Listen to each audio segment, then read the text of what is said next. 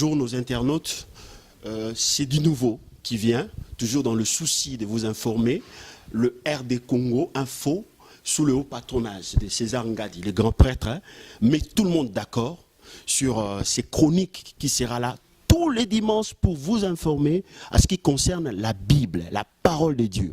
L'émission s'intitule « Rendez-vous avec Jésus » avec le prophète Isaac Okota, un prédicateur, un critique, un théologien, un réformateur. Le flamme de feu, le prophète Isaac Okota. Rendez-vous avec Jésus tous les dimanches pour vous, pour votre bénédiction. Le seul site qui a pris la résolution de parler de la parole de Dieu, la parole pure, RD Congo Info. Alors l'émission s'intitule Rendez-vous avec Jésus. La Bible dit, la vie éternelle, c'est de connaître toi le véritable Dieu et Jésus que tu as envoyé. Donc chaque dimanche avec vous sur RD Congo Info, on mettra tout le monde d'accord sur la Bible. Avec le prophète Isaac Okota, un prédicateur, un critique, un théologien, un réformateur. Le flamme de feu, le prophète Isaac Okota. Rendez-vous avec Jésus tous les dimanches pour vous, pour votre bénédiction. Tenez-vous prêts. Et vous allez matata. Et vous allez moto. Potogolobela maluba nzambe. Et ça site y a liboso. Naba site nyosu a diaspora. Otowandoye la bino Bible.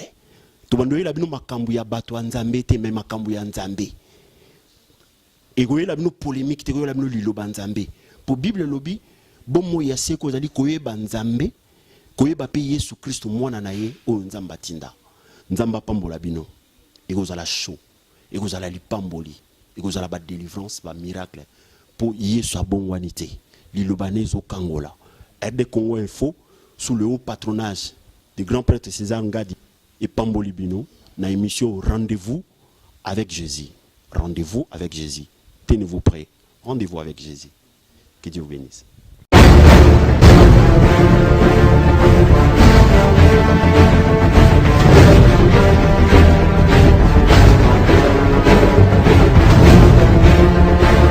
Bonjour ou bonsoir, cela dépendra de l'heure à laquelle vous allez suivre cette émission.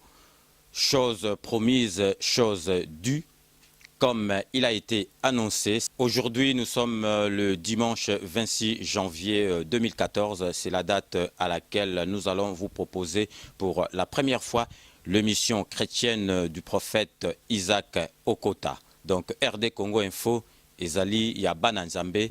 Yango wana to pesibino occasion bato dimanche bakokoka kokende église te bokovanda na ndaku na bino donc na parler penza to memeli bino liloba na nzambe na kati ya ndaku avec prophète Isaac Okota. Donc restez connectés sur RD Congo Info. Cette année nouvelle donc 2014, elle sera pleine de nouveautés et de surprises. Donc restez connectés sur RD Congo Info. N'oubliez pas, toujours Cléboa et tout le monde est d'accord.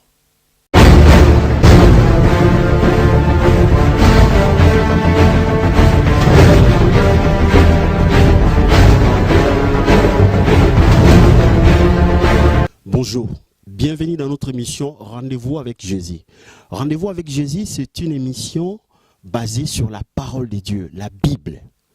Avant tout, je tiens à rappeler que nous sommes dans une dispensation, une nouvelle dispensation qui est celle de la grâce. Étant donc sauvés par la grâce, notre Sauveur de gloire, Jésus-Christ de Nazareth, nous a donné un nouveau commandement, à savoir, tu aimeras ton Dieu de tout ton esprit, de tout ton cœur, de toute ton âme, de toute ta force. Et c'est pour cela j'ai médité sur la parole de Dieu dans la Bible, dans la Nouvelle Alliance. Je vis beaucoup de chrétiens se sont donnés en faisant beaucoup de choses pour Dieu, mais d'autres ont porté beaucoup de fruits et d'autres non. Et en méditant dans la parole, il y a une pensée qui est venue corroborer la réponse de mes questions. Et je vais vous raconter une histoire qui va nous introduire dans le thème d'aujourd'hui. Il y avait une femme qui aimait tellement son enfant qu'elle a résolu de lui donner tous les jours que de la viande. En lui donnant tous les jours de la viande, elle se disait, comme c'est un aliment qui a plus de protéines, donc mon enfant sera en très bonne santé. Hélas, c'est le contraire qui s'était produit. Un jour, elle tombe sur un guide nutritionnel qui conseillait qu'on devait varier la nourriture pour avoir une bonne santé. Elle a mis ça en pratique, en mettant ça en pratique. Et cette connaissance-là a permis que son fils puisse se porter très bien. Alors, le manque de connaissances n'est bon pour personne, car la connaissance, c'est la voie de la vertu. C'est pour cela, aujourd'hui, le thème de notre message, c'est la connaissance de Dieu. La Bible dit dans le livre de Jean 17, verset 3, « Or, la vie éternelle, c'est qui te connaissent, toi, le vrai Dieu, et Jésus que tu as envoyé. » Celui que tu as envoyé, Jésus-Christ de Nazareth. Au sommaire, nous aurons pour le premier point, qu'est-ce qu'est la connaissance de Dieu selon la Bible? Deuxième point que nous allons développer avec vous, quelles sont les bénédictions qui accompagnent tous ceux qui ont la connaissance, tous ceux qui aiment la connaissance de Dieu? Troisième point, nous allons développer avec vous, quelles sont les menaces que l'Éternel fait à tous ceux qui rejettent la connaissance de Dieu? Et quatrième point, nous allons nous poser tous la question, selon la Bible, comment faire pour avoir la connaissance de Dieu? Cinquième point, nous allons passer un moment dans la prière pour implorer la miséricorde de Dieu, afin que la parole que le Saint-Esprit va nous donner puisse imprégner tout le fibre de nos corps. Que le Seigneur vous bénisse. Restez connectés. Le texte qui va nous accompagner, nous allons voir dans le livre de Osée, Osée 6, verset 6, il est écrit « Car j'aime la miséricorde et non les sacrifices, et la connaissance de Dieu plus que les holocaustes. » Dieu aime la connaissance. Qu'est-ce que la connaissance selon la Bible? Adam a été appelé à connaître sa femme. Ce qui veut dire avoir avec elle la communion la plus intime dans le terme de corps et d'esprit qu'il pourrait y avoir. Alors, qu'est-ce que Adam veut venir faire, vient faire dans ce thème qui est la connaissance de Dieu? C'est tout simplement parce que la relation que l'Église, le chrétien, ont avec Dieu est présentée comme celle de l'époux et l'épouse. C'est pour cela que je m'autorise de dire que la connaissance de Dieu, c'est la communion avec son esprit. C'est avoir avec Dieu une relation personnelle, intime, plus approfondie. La connaissance de Dieu. Paul connaissait ces choses. Il dit que la grâce de notre Seigneur Jésus-Christ soit avec nous, vous. L'amour de Dieu est la communion du Saint-Esprit. Donc la connaissance de Dieu, c'est la communion avec son esprit. La Bible dit, Jésus, avant de commencer son ministère, il dit que l'Esprit du Seigneur est sur moi.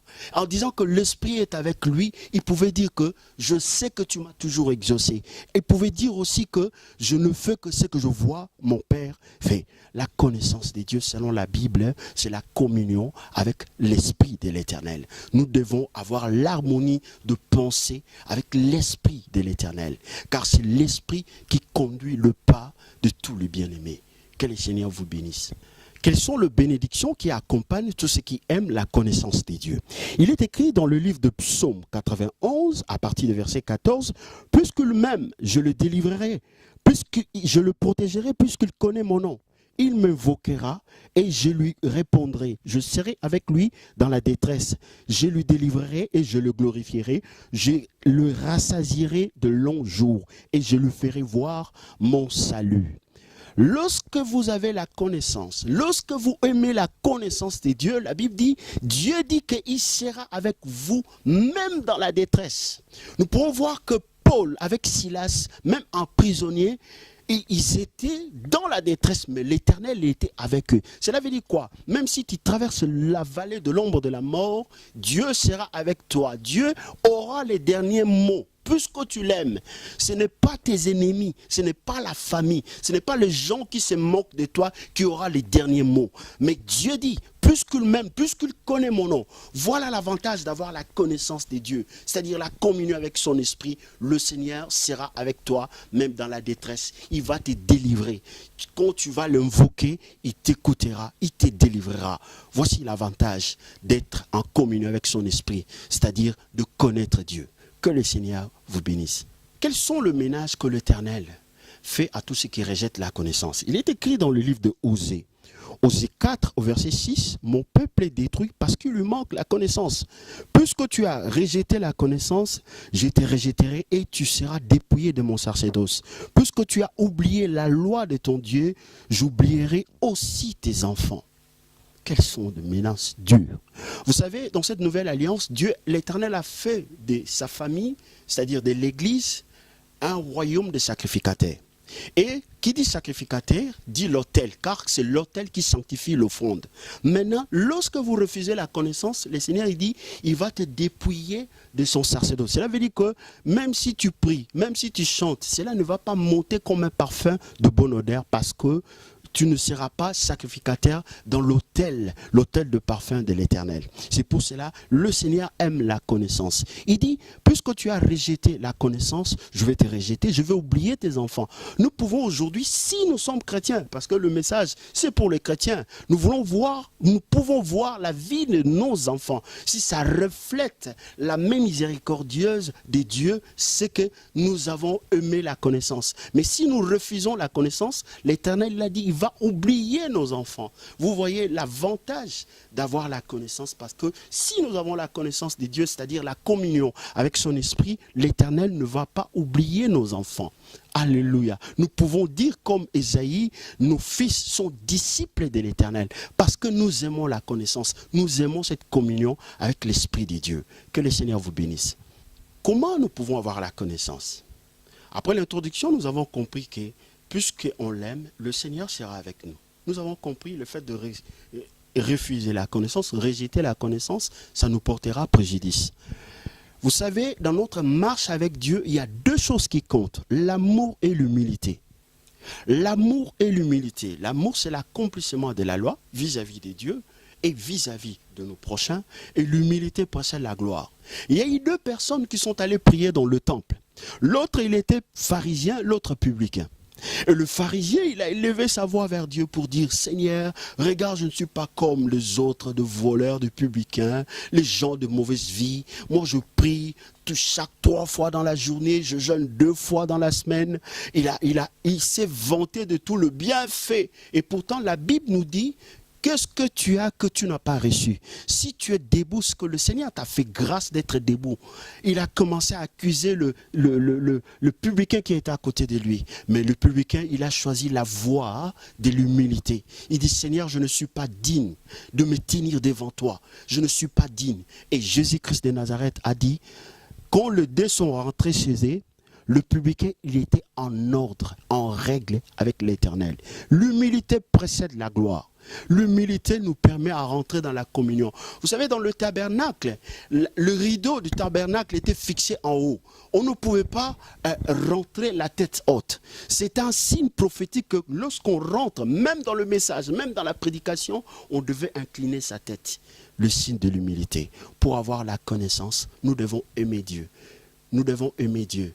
Et lorsqu'on manifeste les œuvres de l'amour, le témoignage de l'amour vis-à-vis de Dieu, vis-à-vis de son œuvre, nous devons marcher la tête basse vis-à-vis de lui. Car c'est grâce à lui que nous sommes debout. Que le Seigneur vous bénisse. Maintenant, nous allons passer un moment dans la prière. La Bible dit que l'Éternel, c'est le Dieu qui donne à celui qui demande. Il ordonne et il donne. Nous allons prier pour que la Bible, la parole que nous venons d'écouter, puisse se manifester dans nos vies, impacter notre existence. Nous allons fermer les yeux, prier ensemble avec moi. Père éternel, dans le nom de Jésus, nous venons devant ton trône de grâce, en vertu de l'œuvre de la croix, par la puissance de ton Esprit Saint. Nous sommes venus pour te rendre gloire et honneur. Nous te remercions pour ces moments de la parole où tu nous as révélé la connaissance, c'est la communion avec ton Esprit. Seigneur Jésus, tu as dit, sans toi, nous ne pouvons rien faire. Nous sommes venus pour te remercier pour la parole que tu nous as donnée.